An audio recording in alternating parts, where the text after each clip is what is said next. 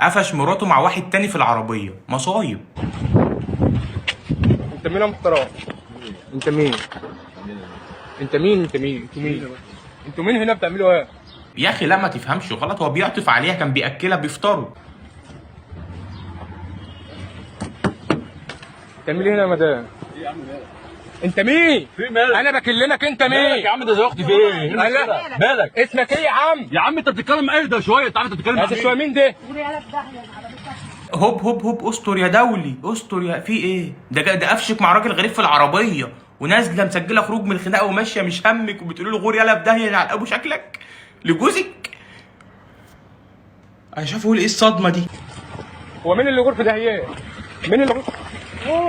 لا بس بقى يا صاحبي سيبها، بدل ما تديك قلمين في وسط الشارع وتفرج عليك الناس، عشان شكلها بتكربجك على فكره. روح بقى امسك في الراجل اللي كان معاه وخلاص، عشان انت مش قادر عليها. انا اللي غور؟ انا اللي غور؟ تفت في وشه، يا ستار يا رب، يا ريتها كانت ضربته قلمين احسن. بالشكل ده انا اللي غور؟ ازاي تفتح العربيه بالشكل ده؟ بتاع عربيه مين؟ انت عارف مين؟ لا انت مين؟ يعني انت مين؟ انت تقعد تتكلم مع مين؟ مين انت؟ الله ده انت حلو ما بقى. تعرفني انت مين؟ اهو دي المشكله بقى، كل ما تيجي تمسك في واحد يقول لك انت مش عارف انا مين. ايه يا عم صلاح الدين الايوبي؟ لا امسكه اعجنه بقى، اعجنه انا معاك. طب تمد ايدك، تمد ايدك. لا انت مش عاجبك؟ ايه ده بس؟ ايه ده؟ ايه ده؟ انت عارف ايه ده بس؟ ايه ده يا عم؟ افهم الموقف، ما تبقاش مندفع كده. ايه اهدى وافهم الموقف، ما تبقاش مندفع كده يا جدع. يا جدع ده مراته قاعده معاك في العربيه بتفطروا لوحدكم، دي معنى كده ان في علاقه بينكم. ايه هيندفع امتى بقى؟ لما تجيبوا عيال ولا ايه؟ عرفني انت مين؟ ايه ده بس؟ انت مين؟ يا عم دي مراتي. اقسم بالله ما اعرفها. طب ايوه انت قاعد معاها وبتاكل يا راجل معاها. افهم، يا راجل افهم. افهم يا عم، افهم بس غبي. انت مين؟ عرفني انت مين؟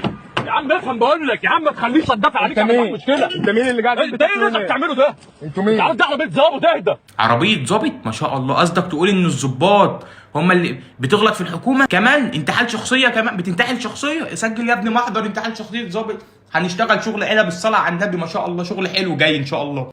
عربيه ظابط، ظابط على نفسه مش ظابط عليا. اهدى.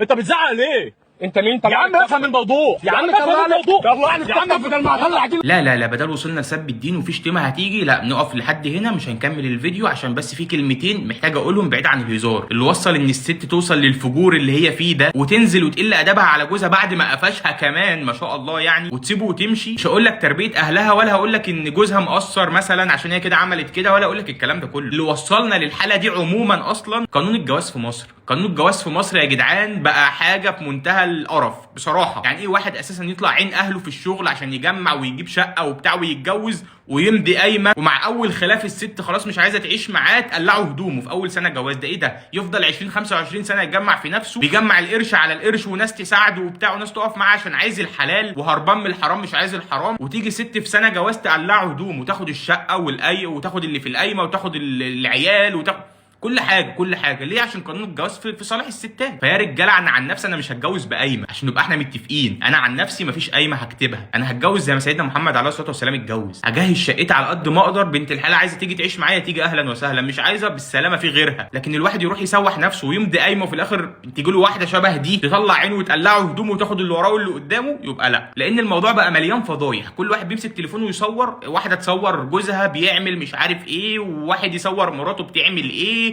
والعيال يصوروا اهاليهم والمش عارف، كله داخل في بعض وخلطبيتها بالجبنه. انا قاعد في الشرقيه بلف في مصر وانا في اوضتي، اقسم بالله ايام زمان الحيطان اللي كانت بتبقى في الشقه ما بتعرفش حاجه عن المشاكل. كانت الست ست، كانت بنت اصول، وكان الراجل راجل، وكان ابنه اصول، وكانوا بيحافظوا على سرهم في بيتهم. لكن دلوقتي الدنيا بقت بزرمتها بالجبنه. بعيد بقى عن رابطه الستات اللي عاملين فيها اندبندنت وومن دول. معلش ان الست القويه الست الاصيله هي امي وامك وخالتك وخالتي وعمتي وعمتك، الست اللي حافظت على بيتها 20 و25 و30 سنه من غير ما حد يحس بيها. لكن فكك بقى من الشغل اللي داير الايام دي، واوعى تتجوز بقايمه.